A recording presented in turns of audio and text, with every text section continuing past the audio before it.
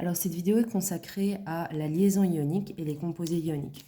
Donc on est ici à la page 13 du chapitre sur les liaisons ioniques.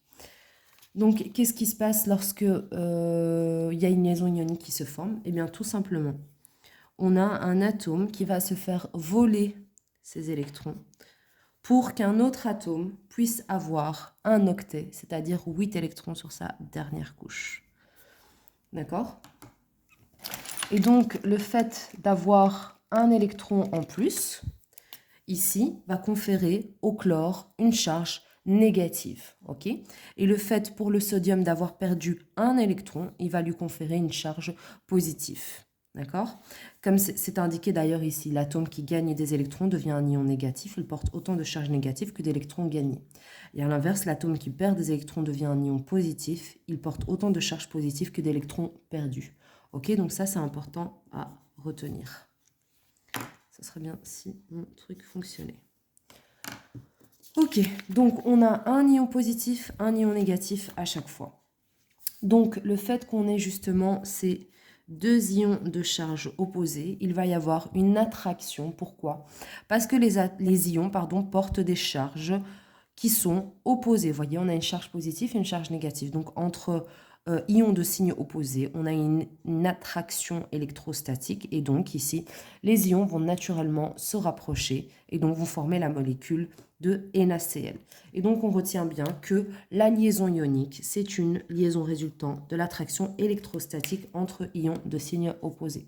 Donc définition importante à retenir. Donc ici, on a l'exemple de la formation d'un autre composé ionique. C'est tout simplement ici MgCl2. Donc ici, à chaque fois, on va mettre ici la représentation de Lewis du composé ionique. D'accord? Donc ça, c'est toujours la représentation de Lewis. Ici, on a la représentation de Lewis de chaque atome. On a schématisation des transferts d'électrons. Et ici, ce qu'on représente ici, c'est la représentation de Lewis du composé ionique. Donc, n'oubliez pas à l'interro de bien indiquer la représentation de Lewis. Vous ne devez pas faire toutes ces étapes-là. Vous pouvez faire toutes ces étapes si vous voulez éventuellement au brouillon, d'accord, ou sur la feuille, mais indiquez bien dans votre interro que la représentation de Lewis, c'est sa représentation de Lewis. Donc, soit vous l'entourez, d'accord, soit vous la fluotez, tout ce que vous voulez, ou alors vous ne mettez que cette réponse-là qui correspond à la représentation de Lewis du composé MgCl2. Ok? Donc ici, ce qu'on a fait comme d'habitude, c'est qu'on a représenté dans un premier temps la représentation de Lewis de chaque atome séparément. Donc, comme d'habitude, ici, on va représenter les électrons en rouge. Et on va schématiser le transfert d'électrons en vert. Donc le transfert d'électrons se fait toujours de l'atome qui a le moins d'électrons vers celui qui en a le plus. Ou alors de l'atome qui a la plus petite électronégativité vers l'atome qui a la plus grande électronégativité. Ok, donc ici, je viens de me rendre compte que je n'avais pas représenté, j'avais pas schématisé le transfert d'électrons, mais c'est pas grave. On peut toujours le faire maintenant pour NaCl. Et donc ici, on a le chlore, en gagnant un électron, va former l'octet, c'est-à-dire qu'il va avoir 8 électrons sur sa dernière couche. Il a gagné un électron, donc il devient une fois négatif, donc pour les deux Cl. Et le Mg, il a perdu 2 électrons, et donc lui devient 2 fois positif. Okay? Et comme vous le voyez ici, on alterne bien entre les charges, les ions négatifs et les ions positifs, tout simplement parce qu'en fait l'attraction va se faire entre ions de signe opposé.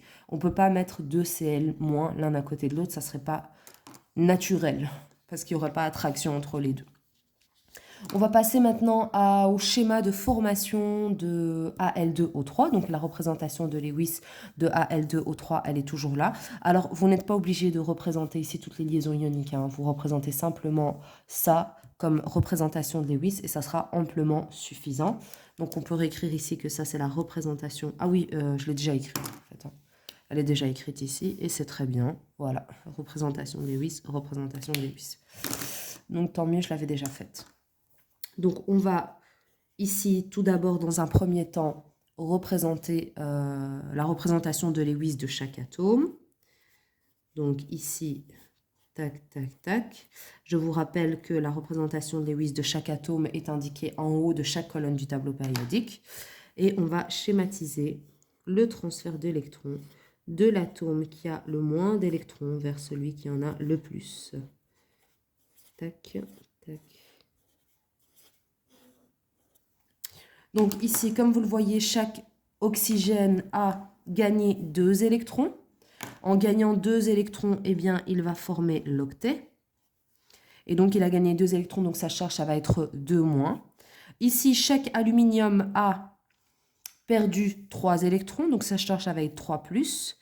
Donc ici, idem pour l'oxygène. Et donc, vous voyez bien, on place bien les ions positifs et négatifs en alternance, d'accord? En tout cas, si on le peut, on les place en alternance.